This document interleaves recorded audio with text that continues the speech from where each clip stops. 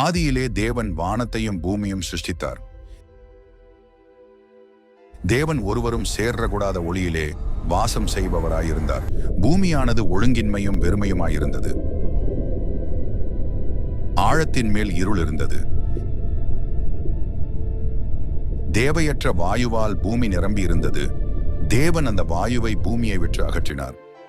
தேவ ஆவி ஜலத்தின் மேல் அசைவாடி கொண்டிருந்தது. தேவன் வெளிச்சம் உண்டாக கடவது என்றார். வெளிச்சம் உண்டாயிற்று. வெளிச்சம் நல்லது என்று தேவன் கண்டார். வெளிச்சத்தையும் இருளையும் தேவன் வெவ்வேறாக பிரித்தார். தேவன் வெளிச்சத்துக்கு பகல் என்று பெயரிட்டார், இருளுக்கு இரவு என்று பெயரிட்டார். சாயங்காலமும் விடியற்காலமும் ஆகி முதலாம் நாள் ஆயிற்று.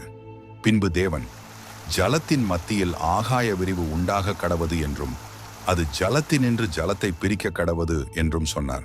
தேவன் ஆகாய விரிவை உண்டு பண்ணி ஆகாய விரிவுக்கு கீழே இருக்கிற ஜலத்திற்கும் ஆகாய விரிவுக்கு மேலே இருக்கிற ஜலத்திற்கும் பிரிவுண்டாக்கினார்.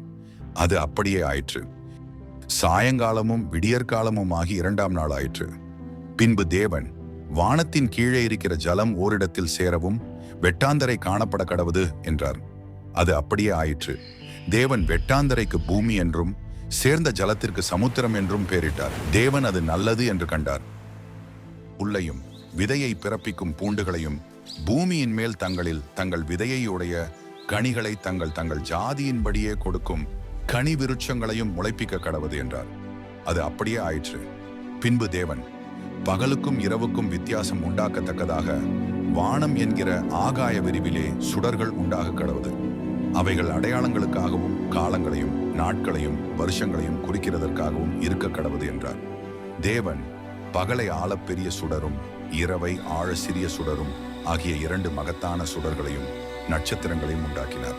பின்பு தேவன் நீந்தும் ஜீவ ஜந்துக்களையும் பூமியின் மேல் வானம் என்கிற ஆகாய விரிவிலே பறக்கும் பறவைகளையும் தேவன் மகா மச்சங்களையும் சகலவித நீர் வாழும் ஜந்துக்களையும் தேவன் அவர்களை ஆசீர்வதித்து சாயங்காலமும் விடியற்காலமும் ஆகி ஐந்தாம் நாள் ஆயிற்று.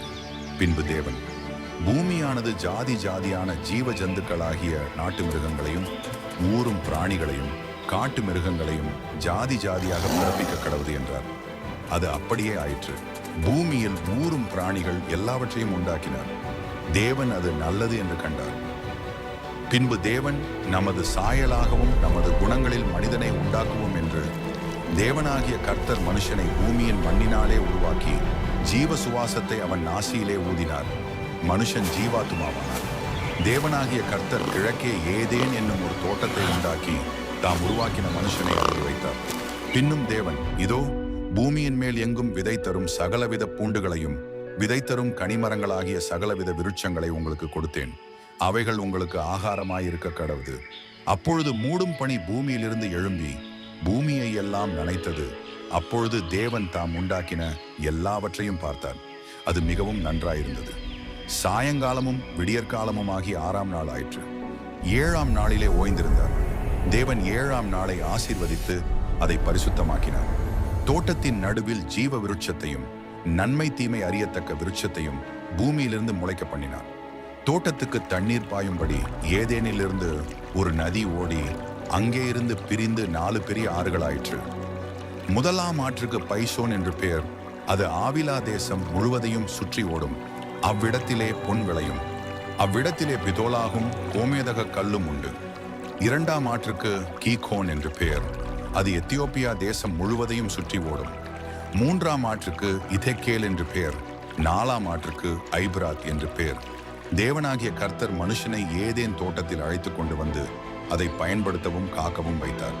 தேவனாகிய கர்த்தர் மனுஷனை நோக்கி, நீ தோட்டத்தில் உள்ள சகல விருட்சத்தின் கனியையும் புசிக்கவே புசிக்கலாம். ஆனாலும் நன்மை தீமை அறியத்தக்க விருட்சத்தின் கனியை புசிக்க வேண்டாம். அதை நீ புசிக்கும் நாளில் சாகவே சாவாய் என்று கட்டளையிட்டார். பின்பு தேவனாகிய கர்த்தர், மனுஷன் தனிமையாயிருப்பது நல்லதல்ல, ஏற்ற துணையை அவனுக்கு உண்டாக்குவேன் என்றார். ஆதாமுக்கோ ஏற்ற துணை இன்னும் காணப்படவில்லை. தேவனாகிய கர்த்தர் வெளியின் சகலவித மிருகங்களையும் ஆகாயத்தின் சகலவித பறவைகளையும் மண்ணினாலே உருவாக்கி ஆதாம் அவைகளுக்கு என்ன பேரிடுவான் என்று பார்க்கும்படி அவைகளை அவனிடத்தில் கொண்டு வந்தார். அப்பொழுது தேவனாகிய கர்த்தர் ஆதாமுக்கு அயர்ந்த நித்திரையை வர பண்ணினார். அவன் நித்திரை அடைந்தான். அவர் அவன் விலா எலும்புகளில் ஒன்றை எடுத்து அந்த இடத்தை சதையினால் அடைத்தார். அப்பொழுது ஆதாம், இவள் என் எலும்பில் எலும்பும் என் மாம்சத்தில் மாம்சமுமாயிருக்கிறாள்.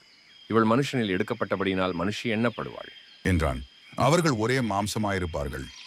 தேவனாகிய கர்த்தர் மனிதனையும் மற்றும் அவர் உண்டாக்கின சகலவற்றும் காக்கும்படி ஒரு கேரூபை பூமிக்கு அனுப்பினார். ஒரு நாள் ஸ்திரீயானவள் தோட்டத்திலே உலாவிக் கொண்டிருந்த போது அவளுக்கு ஒரு சத்தம் கேட்டது. அவள் திரும்பி பார்க்கையில் மரத்தின் கிளைகள் மத்தியில் ஒரு குரல் கேட்டது. சகல விருட்சங்களின் கனியையும் புசிக்க வேண்டாம் என்று தேவன் சொன்னது உண்மையோ? நாங்கள் தோட்டத்தில் உள்ள விருட்சங்களின் கனிகளை புசிக்கலாம், ஆனால் தோட்டத்தின் நடுவில் இருக்கிற விருட்சத்தின் கனியை குறித்து தேவன், நீங்கள் சாகாதபடிக்கு அதை புசிக்கவும் அதை தொடவும் வேண்டாம் என்று சொன்னார் என்றார். நீங்கள் சாகவே சாவதில்லை. நீங்கள் இதை பூசிக்கும் நாளில் உங்கள் கண்கள் திறக்கப்படும் என்றும் நீங்கள் நன்மை தீமை அறிந்து தேவர்களைப் போல் இருப்பீர்கள் என்றும் தேவன் அறிவார் என்றது. அப்பொழுது ஸ்திரீயானவள், அந்த விருட்சம் புசிப்புக்கு நல்லதும் பார்வைக்கு இன்பமும் புத்தியை தெளிவிக்கிறதற்கு இச்சிக்கப்படத்தக்க விருட்சமுமாய் இருக்கிறது என்று கண்டு அதன் கனியை பறித்து புசித்தால் அப்பொழுது அவள் கண்கள் திறக்கப்பட்டது. அவள் மிக்க பதட்டமாக ஆதாமிடத்திலே வந்து நீயை புசித்ததாக உரைத்தாள். ஆதாம் மனம் கசந்து அழுதான். தன புருஷனுக்கும் கொடுத்தாள். அவனும் அவள் மேல் வைத்த அன்பின் காரணத்தினால் அந்த கனியை புசித்தான். அவன் கண்களும் திறந்தது. அவர்கள் தாங்கள் நிர்வாணிகள் என்று அறிந்து அவர்கள் ஊழிய போய் அத்தி இலைகளை தேடினார்கள். அத்தி இலைகளை தைத்து தங்களுக்கு அரைக்கச்சைகளை உண்டு பண்ணினார்கள். பகலில் குளிர்ச்சியான வேளையிலே தோட்டத்தில் உலாவுகிற தேவனாகிய கர்த்தருடைய சத்தத்தை அவர்கள் கேட்டார்கள்.